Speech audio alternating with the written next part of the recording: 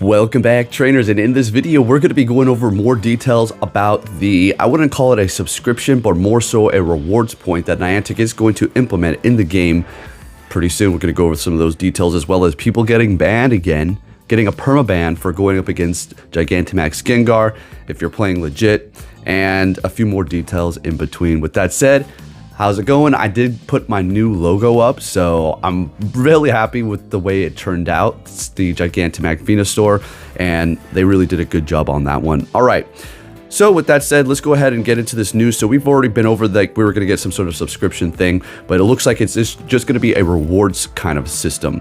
Now let's go ahead and go over the details here. This is going to be from the Pokemon group. All right, so the system is called Reward Road, and the system rewards you based on the in-game purchases, and it is going to allow you to kind of unlock things. But there is going to be a little bit of a caveat here. It is going to have to be purchased with real money, meaning, all right, so you buy 100 Pokecoins in the game or on their web store, you're going to probably get points. And then those Pokecoins that you have when you purchase things in the shop after that are not going to really be counting towards the rewards. Now, how does that work? It looks like they're trying to incentivize us even more to buy these tickets, because you're buying those with cash, right? You're not buying the tickets for in-game events with Pokecoins. So that's it, or also just purchasing Pokecoins themselves, because you're using real money there. So there is that too. But when it comes down to buying just Pokeballs or something like that, you always have to convert it into coins. So you could go in there, put in some money, then buy the Pokeballs or whatever the lure modules in says, anything you're buying, star pieces, and then you won't get points for that. But when you buy the Pokecoins initially, then that's when you'll get it. If that makes any sense. Okay, so make an eligible purchase to earn reward points. Unlock rewards by earning points. So you're going to essentially be able to unlock even more rewards, better rewards, the more you do purchase. Now, there's a few ways we can look at this here.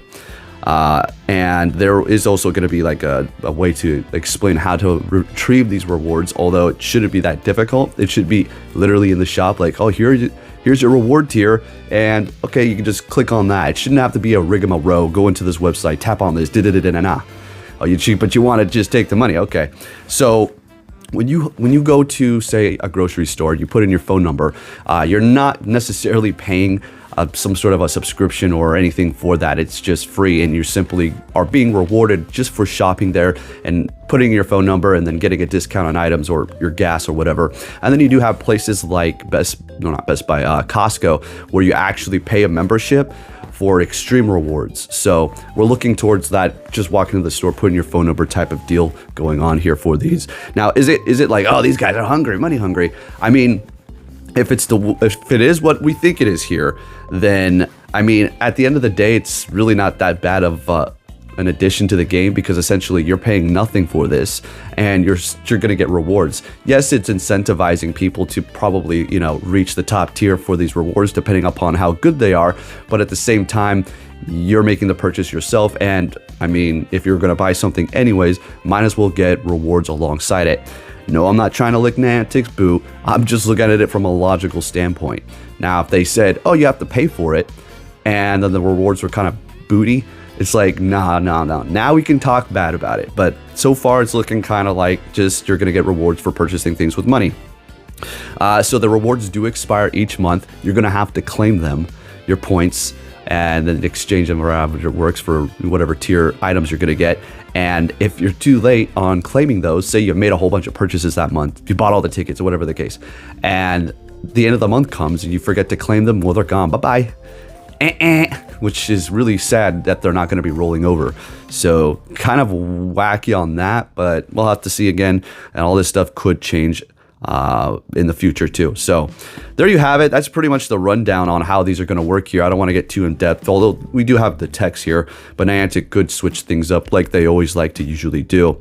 All right, again, so this is going to be from the Poke Central, just a screenshot, and it's just talking about how people are getting this permaban thing when they went up against Gigantamax Gengar. This was happening with the original Gigantamax, Venusaur, Bulbasaur, or Charizard, Venusaur, and Blastoise, but people's accounts were restored, so there is that. But I just wanted to put that out there, so if you're encountering anything like that, okay, just know you're not gonna probably get banned. If you're playing legit, you should be all right. Hopefully soon they can fix that if they haven't already. Now, the Gigantamax Gengar timer is going to be for the duration of the day. So essentially, they're not going to spawn every 3 hours, and then another one's going to come. You're going to have those there, and then once you defeat it, it's going to be there's no more Gigantamax Gengar there until the next day, right? So it is going to be pretty freaking insane.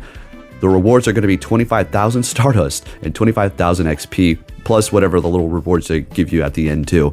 But that alone is absolutely bananas. Do 4, that's 100. Put on a start piece, you're looking absolutely amazing. If you knock out 10 of these things, that's insane. They are going to be making it less difficult too, so you have that to keep in mind. Also, I do believe catching it is not going to be as hard either. So they are listening to us in that way.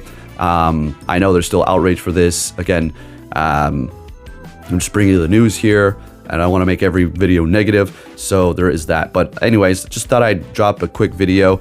I did have a little bit of a head cold because of walking around downtown, and then after that, I went and took my dog for a walk, and I was outside for like another couple of hours. So yeah, just a little under the weather, but we're looking good today, feeling fantastic, and I'm really happy about that new logo. That Gigantamax Venusaur looks really good. Give it a thumbs up if you do like it. Tell me down below as well. And with that said, folks, I am a little disappointed that I didn't get a good IV Venusaur Gigantamax because it's my favorite one, but whatever. I guess we'll try again whenever they bring them back. Now, to go up against the Gigantamax Gengar, this is not going to be like a full counter guide or nothing, but you do have a Greedent. I mean, you can use the Mud Shot plus Crunch, and you're going to be resisting the Ghost moves, not the Poison though. But then again, you probably want to use your Gigantamax that you did get because they're just going to be infinitely stronger. Although the only ones with super effective attacks up against it are going to be Blastoise with Bite, which will give you the Gigantamax. Well, actually, you still have your Water move. Okay, yeah, never mind. But you do have your Dynamax Blastoise, which you could do that. I'm using Inteleon as well and a Metagross. Okay, we're going to take a lot of damage with Metagross because it is going to be Psychic if it does have Ghost moves, but it's powered up all the way. And again, as much as I want to power up these Gigantamax Pokemon, I'm still a little iffy because I didn't get a shiny and I didn't get a good IV, a decent one, 15, 15, 11. I guess that's okay, but it's still a little nerve-wracking. It's like, my gosh, but I guess with all this XP as well as Stardust from these Gengar raids, maybe we can justify powering some more things up. Okay, anyways, with that said, if you did enjoy this video, if you can give it a thumbs up, that'd be much appreciated. Getting chilly outside, and apparently the streets are really bad, and it's kind of good timing that I haven't been out there because I'm going to let these people have a couple of days to get used to the snow because you know how it goes every time the snow falls if you live in a place like that. Anyways, yeah, you're off all day. Thank you for watching, and I'll catch you all next time. Take care.